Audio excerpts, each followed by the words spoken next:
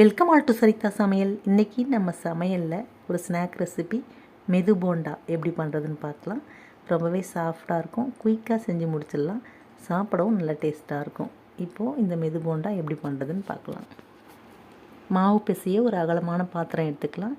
இதில் 1 ஸ்பூன் டால்டா சேர்த்துக்கலாம். டால்டாக்கு பதில் நெய் கூட சேர்த்துக்கலாம். இது கூடவே பார்த்திங்கன்னா 2 ஸ்பூன் ஆயில் சேர்த்து, கொஞ்சமாக குக்கிங் சோடா சேர்த்து, இதில் 1/2 ஸ்பூன் உப்பு சேர்த்துக்கலாம். சேர்த்துட்டு எல்லாத்தையும் நல்லா கலந்து விட்டுடலாம். ஒரு 5 நிமிஷம் கைவிடாமல் நல்லா கலந்து விட்டுக்கலாம். அப்போ தான் போண்டா நமக்கு சாஃப்டாக வரும். டால்டாக்கு பதில் நம்ம நெய் கூட சேர்த்துக்கலாம். ஆனால் போண்டாவில் நெய் வாசனை வர மாதிரி இருக்கும். ஒரு சிலருக்கு அந்த நெய் வாசனை பிடிக்காது. அதனால தான் நம்ம டால்டா சேர்த்து பண்ணியிருக்கோம்.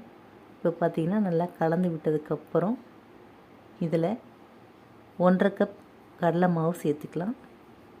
இது கூடவே 1/2 கப் அரிசி மாவு சேர்த்து நல்லா ஒரு வாட்டி கலந்து விட்டுக்கலாம். அந்த டால்டாவோடு சேர்த்து நல்லா ஒன்றோட ஒன்று மிக்ஸ் ஆகிற அளவுக்கு நல்லா கலந்து விட்டுக்கலாம். இப்போ இது நல்லா கலந்ததுக்கப்புறம் இதில் பார்த்திங்கன்னா 2 வெங்காயம் பொடியை நறுக்கி சேர்த்துக்கலாம். இது கூடவே 2 பச்சை மிளகாய், கொஞ்சம் பொடியை நறுக்கின கருவேப்பிலை, ஒரு துண்டு பொடியை நறுக்கின இஞ்சி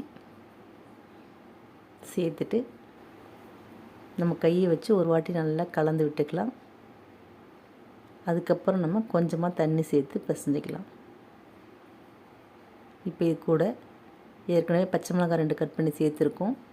இதில் 1/4 ஸ்பூன் மிளகாய்த்தூள் சேர்த்துக்கலாம். இப்போ கொஞ்சம் கொஞ்சமாக தண்ணி சேர்த்து நல்லா மிக்ஸ் பண்ணி விட்டுடலாம். பாருங்கள், மாவு இந்த அளவுக்கு தான் இருக்கணும். நமக்கு உருண்டை பிடிக்கிற அளவுக்கு வரணும். ரொம்ப அழுத்தி பிடிக்காமல் லேசாக பிடிச்சிக்கலாம் உருண்டையை.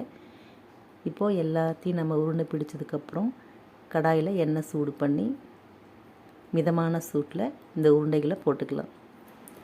எண்ணெய் அதிகம் சூடு இருந்ததுன்னா மேலே கலர் மாறிடும், உள்ளே வேகாது. அதனால் அடுப்பை மீடியம் ஃப்ளேமில் வச்சுட்டு இதை நல்லா பொறுமையாக வேக வச்சு எடுத்துக்கலாம். அவ்வளோதான், மெது போண்டா நல்லா கலர் மாதிரி சூப்பராக வந்துடுச்சு. இதை நம்ம எடுத்துக்கலாம். சூடாக எடுத்து சாப்பிட்டு பாருங்கள், ரொம்பவே சூப்பராக இருக்கும். வீடியோ பிடிச்சிருந்தால் லைக் பண்ணி, ஷேர் பண்ணி, கமெண்ட் பண்ணுங்கள். என்னோடய மற்ற வீடியோஸ்லாம் பார்க்கணுன்னு நினச்சிங்கன்னா சரிதா சமையலுக்கு சப்ஸ்கிரைப் பண்ணுங்கள். தேங்க்யூ.